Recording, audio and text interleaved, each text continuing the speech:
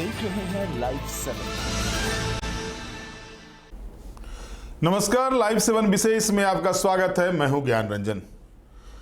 दोस्तों, बिहार में चुनाव चल रहा है, झारखंड में भी एक विधानसभा को लेकर के उपचुनाव चल रहे हैं। सभी राजनीतिक दल अपनी अपनी ताकत झोंके हुए हैं, लेकिन सबसे बड़ा सवाल ये उठ रहा है कि क्या बिहार में झारखंडी को तरीपार कर दिया गया। ये सवाल मैं नहीं उठा रहा, ये सवाल उठा रहे हैं जेएलकेएम के केंद्रीय अध्यक्ष जयराम महतो। अब जरा आप गौर कीजिए, झारखंड में विधानसभा का चुनाव होता है तो बिहार में जो राजनीतिक दल हैं, चाहे वो आरजेडी हो, लोजपा हो या फिर जदयू हो, उनको सीटें चाहिए। और उनको सीट देने के लिए हर पार्टियां जो है, हर गठबंधन जो है, अपने यहां जो है सो जुगाड़ टेक्नोलॉजी भिराती है। हम आपको 24 के विधानसभा चुनाव का एग्जाम्पल देंगे, लेकिन इससे पहले आप ये जानिए कि झारखंड नामधारी दलों के साथ क्या हुआ, चाहे वो झारखंड मुक्ति मोर्चा हो या आजसू पार्टी हो या फिर जेएलकेएम हो या अन्य पार्टियां जो हो।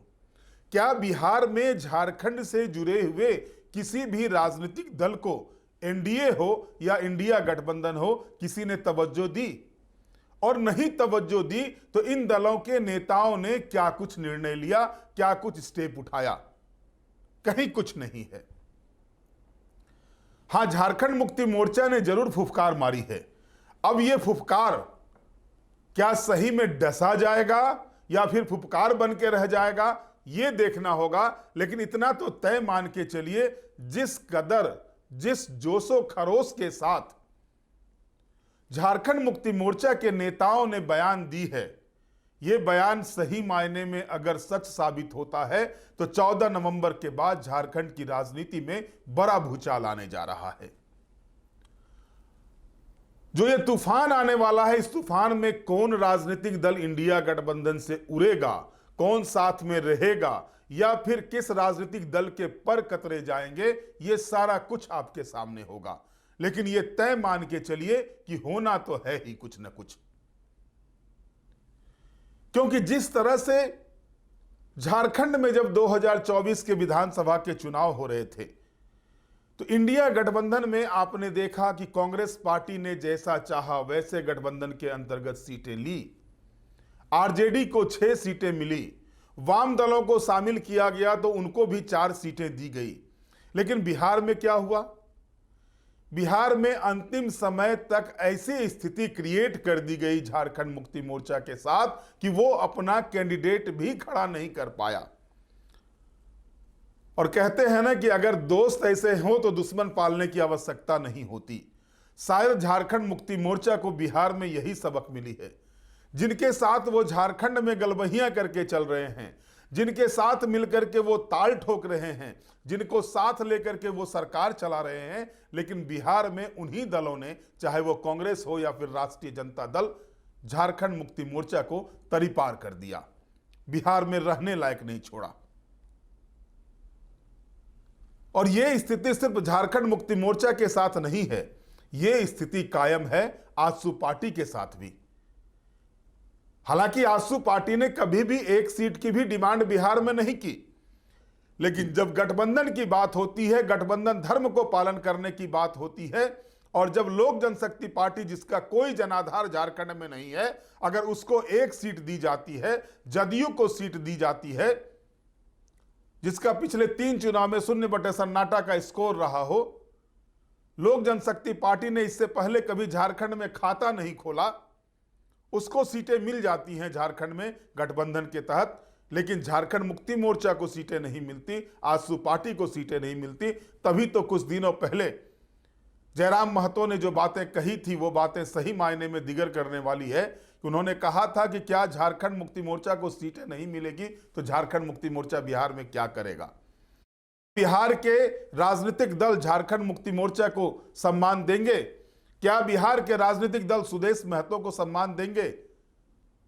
लेकिन जो उन्होंने कहा वो चीजें साबित हो गई। कोई सम्मान नहीं मिला, ना तो झारखंड मुक्ति मोर्चा को, ना तो आजसू पार्टी को, और जेएलकेएम भी चुनाव के पहले ताल ठोक रहा था, लेकिन वो भी वहां जाने की हिम्मत नहीं जुटा पाया। क्योंकि उसे आकलन हो गया कि बिहार की राजनीति में उसका कोई औरा नहीं है, वहां पर वो कुछ कर नहीं सकता। चलिए, आंसू और जेल कैंप को हम किनारे कर देते हैं।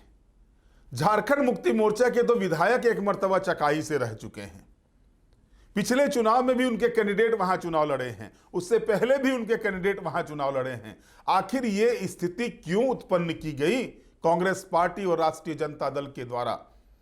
और सही मायने में अगर दोषी है तो कांग्रेस पार्टी से भी ज्यादा राष्ट्रीय जनता दल दोषी है, क्योंकि राष्ट्रीय जनता दल के नेता जो मुख्यमंत्री पद के दावेदार हो गए हैं, मुख्यमंत्री पद का चेहरा हो गए हैं बिहार विधानसभा चुनाव में इंडिया गठबंधन की तरफ से, उन्होंने धोखा दिया। और खुले रूप में झारखंड मुक्ति मोर्चा के बड़े बड़े नेता यह कह रहे हैं कि झारखंड मुक्ति मोर्चा के साथ इंडिया गठबंधन में धोखा हुआ। लेकिन इस धोखे का सिला क्या मिलेगा उन दलों को? दोस्तों, आपको पता है कि तूफान आने के पहले कुछ शांति होती है, और अभी वो चुनाव को पहले की ये शांति दिखाई दे रही है। आप ये तय मान के चलिए कि 6 नवंबर को और 11 नवंबर को विधानसभा के चुनाव हैं बिहार में, और 11 नवंबर को झारखंड में भी उपचुनाव हैं घाटशिला के। 14 नवंबर को चुनाव परिणाम आना है, और इस चुनाव परिणाम आने के बाद जो जानकारी मेरे पास आ रही है, उस जानकारी के तहत बड़ा खेला, बड़ा भूचाल झारखंड की राजनीति में आने वाला है। अब वो भूचाल किस ओर जाएगा? क्या जो गणित भिराने का फिराक पिछले कई महीनों से भारतीय जनता पार्टी के द्वारा किया जा रहा, क्या वो गणित सटीक बैठेगा? क्या विधानसभा के भीतर जो आज विपक्ष की ओर देख रहे हैं बैठे हुए, वो सत्ता पक्ष की ओर, और जो सत्ता पक्ष की ओर जो गठबंधन में शामिल दल हैं वो विपक्ष की ओर बैठे हुए दिखेंगे? ये भी चर्चाएं चल रही हैं। किस कदर झारखंड मुक्ति मोर्चा के नेताओं को धक्का लगा है बिहार में इंडिया गठबंधन में उनको किनारे करने से, ये हम उनके एक नेता के बयान से आपको दिखाएंगे। और तो और आप जरा गौर कीजिए, गुरुवार को ही संयुक्त प्रेस कॉन्फ्रेंस हुआ, प्रेस वार्ता हुई पटना में, जहां पर कि अशोक गहलोत जो राजस्थान के पूर्व मुख्यमंत्री हैं, उन्होंने तेजस्वी यादव को मुख्यमंत्री पद के लिए नामित किया वहां पर इंडिया गठबंधन की तरफ से, मुकेश सहनी को डिप्टी सीएम के लिए। लेकिन जरा उस पोस्टर को आप गौर करेंगे तो उस पोस्टर में कहीं पर भी हेमंत सोरेन की तस्वीरें नहीं हैं।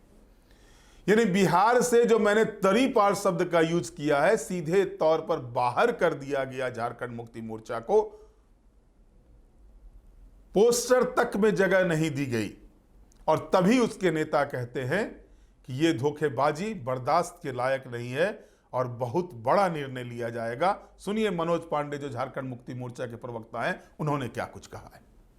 देखिए, कहीं ना कहीं एक असमंजस की स्थिति हमें भ्रम में रखा गया। हम नहीं चाहते थे कि गठबंधन से हम बाहर जाएं। हम लोगों ने भरसक प्रयास किया, परंतु अफसोस, दुर्भाग्य, हम अपने प्रयास में असफल हुए और जो राजनीतिक धूर्तता या विश्वासघात किया गया हम लोगों के साथ, दुखद है, दुर्भाग्यपूर्ण है। इंडिया गठबंधन पर इसके प्रतिकूल असर पड़ सकते हैं। बाकी तो हमारे नेता माननीय हेमंत सोरेन जी फैसला लेंगे। देखिए, मैंने ये बताया कि हमारी इच्छा नहीं थी कि हम गठबंधन से बाहर जाएं, और हमें गठबंधन में रहने का भरोसा दिलाया गया था, हमें सीटें देने का वादा किया गया था, परंतु आखिरी समय तक भी भ्रम की स्थिति बनी रही। तो एक ईमानदार प्रयास था हम लोगों की तरफ से, जो कहीं न कहीं एक कंफ्यूजन क्रिएट करके आज जो परिस्थिति है सामने। देखिए, बिहार इलेक्शन में जो हमारे लोग हैं, हमारे चाहने वाले हैं, हमारे फॉलोअर्स हैं, हम जिनके लिए लड़ते हैं, आवाज उठाते हैं, उनकी संख्या है, तादाद है, बड़ी संख्या में लोग हैं, तो वो खुद फैसला कर लेंगे। देखिए, समीक्षा की तो आवश्यकता है। क्या गठबंधन ऐसे ही चलेगा? क्या एक तरफा प्यार कितने दिन तक? हम लोगों ने कोई कोर कसर नहीं छोड़ा है अपने गठबंधन साथियों को साथ लेकर चलने में। उन्हें उनके हक से ज्यादा हम लोगों ने दिया है। पिछली बार एक विधायक मात्र जीत कर आए थे, हम लोगों ने काबीना मंत्री बनाया। इस बार भी हम लोगों ने काबीना मंत्री बनाया। हमारे स्टार प्रचारकों के बदौलत ही तमाम लोग विधानसभा का मुंह देख पाए। ये भी मैं आपके सामने ऑन रिकॉर्ड बोल रहा हूँ। उसके बाद इस तरह की का बर्ताव अगर हमारे साथ होगा तो ये गलत है। तो आपने सुना, सीधे सीधे शब्दों में कह रहे हैं कि भैया हमारे साथ धोखा हुआ है, धोखा हुआ है, हम चुप नहीं बैठेंगे। और हेमंत सोरेन, इसमें कोई दो राय नहीं है कि झारखंड में आज कांग्रेस पार्टी की सीटें बरकरार रह गई हैं, आरजेडी को 4 सीटें आई हैं या फिर लेफ्ट को 2 सीटें मिली हैं, तो उन सीटों में हेमंत कल्पना की जोड़ी का बहुत बड़ा योगदान है। झारखंड में इतना तो तय मान के चलिए कि ट्राइबल के लिए जो रिजर्व 28 सीटें हैं, उन 28 सीटों पर हेमंत को डिगाने के लिए अभी किसी भी राजनीतिक दल को सोचना पड़ेगा। इस कदर अपनी मजबूती उन्होंने कर ली है। पहले तो गुरुजी के समय में देखा जाता था, संथाल परगना में बोला जाता था कि झारखंड मुक्ति मोर्चा को कोई हिला नहीं सकता, लेकिन 2019 में हेमंत सोरेन ने साबित किया संथाल ही नहीं कोल्हान भी हमारा है, और उसको रिपीट किया फिर से 2024 के चुनाव में। दोनों ही जगहों से प्रमुख विपक्षी दल भारतीय जनता पार्टी का सुपड़ा साफ कर दिया। सिर्फ एक डगमगा एक सितारा चमकते रह गया, वो भी ये डिबड़ी कहिए, वो रह गया चंपई सोरेन की सीट। कांग्रेस पार्टी को भी जो सीटें मिली हुई हैं ट्राइबल की, उन सीटों में बड़ा योगदान, कांग्रेस पार्टी से ज्यादा बड़ा योगदान जो है वो झारखंड मुक्ति मोर्चा के नेता हेमंत सोरेन और कल्पना सोरेन का है। गठबंधन की बातें होती है तो गठबंधन में जो शामिल सभी दल होते हैं उसको लेके चला जाता है, और हेमंत सोरेन ने इस चीजों को दिखाया करके झारखंड में जब चुनाव हो रहे थे और हेमंत सोरेन इंडिया गठबंधन के नेता थे, बने थे, उस समय उन्होंने सभी दलों को समान भागीदारी दी, अपने सीटों में कटौती करके अन्य दलों को सीटें दी, सहयोगी दलों को सीटें दी। आपको याद होगा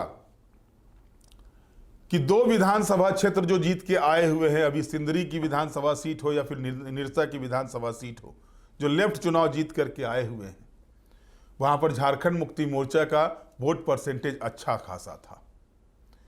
लेकिन गठबंधन के तहत उन 2 सीटों को देने के लिए राजी हो गए हेमंत सोरेन। बगोदर से ठीक है, माले के विधायक थे विनोद सिंह जी, लेकिन सीटें दी और गठबंधन के तहत वो सीटें गई उनके खाते में।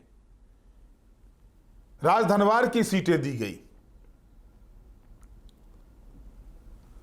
इसके अलावा और भी चीजों को अगर आप देखेंगे, जो सीटें दी गई आरजेडी कोटे में भी, आरजेडी के पाले में भी जो सीटें दी गई, आरजेडी भले ताल ठोकता रहा हो कि उनका अपना जनाधार है, लेकिन वो जनाधार दिखा था। 2014 में शून्य बटे सन्नाटा, 2019 में 1 और 2024 में आके 4 हुए, और सम्मान भी दिया, समान भागीदारी दी। हेमंत सोरेन ने मंत्रिमंडल में 1 सीट के बाद भी 2019 में गठबंधन धर्म का पालन करते हुए उन्होंने जो है सत्यानंद भोक्ता को मंत्री बनाए रखा 5 वर्षों तक। अभी जो 2024 के चुनाव हुए उसमें भी एक मंत्रिमंडल में शामिल हैं। कांग्रेस कोटे से 4 मंत्री हैं हेमंत कैबिनेट में, पिछले में भी 4 मंत्री थे हेमंत कैबिनेट में। यानी सम्मान देने में हेमंत सोरेन ने कभी कोई कसर नहीं बाकी रखी, चाहे वो कांग्रेस पार्टी का गठबंधन के तहत शामिल हो या फिर आरजेडी हो। लेकिन हेमंत सोरेन के साथ क्या हुआ? हेमंत सोरेन को दूध में मक्खी की तरह बिहार में बाहर निकाल के फेंक दिया गया। और ये चीजें अगर पहले सुदीप कुमार सोनू बयान देते हैं, जिस दिन आखिरी दिन होता है नामांकन का बिहार विधानसभा चुनाव का, उस दिन प्रेस कॉन्फ्रेंस करके, या फिर बाद में मनोज पांडे बयान देते हैं, या झारखंड मुक्ति मोर्चा के अन्य नेता बयान दे रहे हैं, तो ये कहीं ना कहीं कसक, दिल में चोट कहीं ना कहीं लगी हुई है झारखंड मुक्ति मोर्चा को। और झारखंड मुक्ति मोर्चा, क्योंकि आपको याद होगा कि झारखंड मुक्ति मोर्चा की जब केंद्रीय कार्य समिति की बैठक खेलगांव में हुई थी, तो उस समय यह निर्णय लिया गया था कि झारखंड मुक्ति मोर्चा अपनी पार्टी का विस्तार करेगा, और उसके लिए तय किए गए थे उड़ीसा, बंगाल, बिहार, छत्तीसगढ़, इन राज्यों को, जो वृहद झारखंड की कल्पना गुरुजी करते थे, उन राज्यों में झारखंड मुक्ति मोर्चा को विस्तार करने का एक निर्णय लिया गया था पार्टी के भीतर। जब हेमंत सोरेन को पूर्ण रूपेण अध्यक्ष बनाया गया पार्टी का, तो उसके बाद हुआ था कि झारखंड मुक्ति मोर्चा का विस्तार किया जाएगा, राजनीतिक प्रस्ताव पारित करके इन चीजों को लाया गया था, और उसके तहत वो गठबंधन धर्म का पालन करते हुए बातें कर रहे थे। झारखंड मुक्ति मोर्चा अगर पहले से पता रहता तो झारखंड मुक्ति मोर्चा नहीं कुछ तो 10-12 सीटों पर अपने कैंडिडेट जरूर देता। और यह सही है कि 19 के चुनाव में सभी कैंडिडेट मिला करके झारखंड मुक्ति मोर्चा को 25,000 कुछ वोट आए थे, लेकिन ऐसा भी नहीं है कि वो 25,000 बढ़ता नहीं, क्योंकि ट्राइबल समुदाय के बीच में जिस तरह से हेमंत सोरेन ने अपनी पकड़ बनाई है, उसको तोड़ना अभी किसी भी राजनीतिक दल के बूते की बात नहीं है। अगर एक शब्दों में कहा जाए तो यह अतिशयोक्ति नहीं होगी कि हेमंत सोरेन जो है सो आदिवासियों का चेहरा बने हुए हैं। यह ठीक है कि झारखंड में दिखाई देता है, अन्य राज्यों में नहीं दिखाई देता है, लेकिन झारखंड में तो साबित कर दिया कि हेमंत सोरेन के पास साथ जो है सो ट्राइबल समुदाय का पूरा समर्थन है। और अब तो स्थिति यह है कि -28 करके लोग गणना शुरू करें, विधानसभा के चुनाव होंगे तो।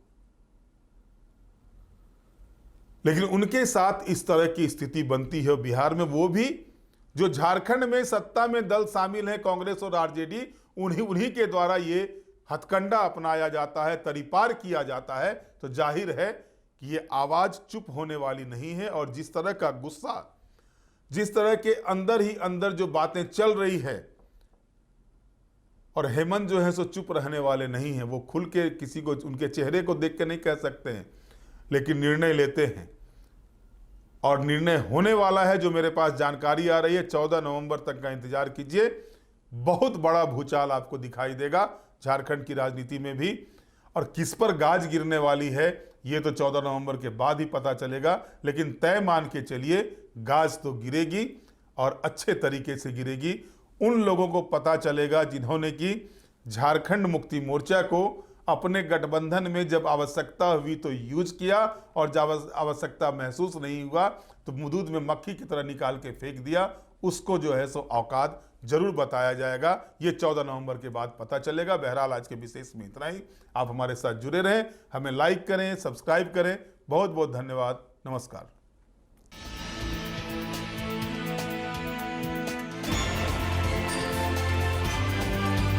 आप देख रहे हैं लाइव 7।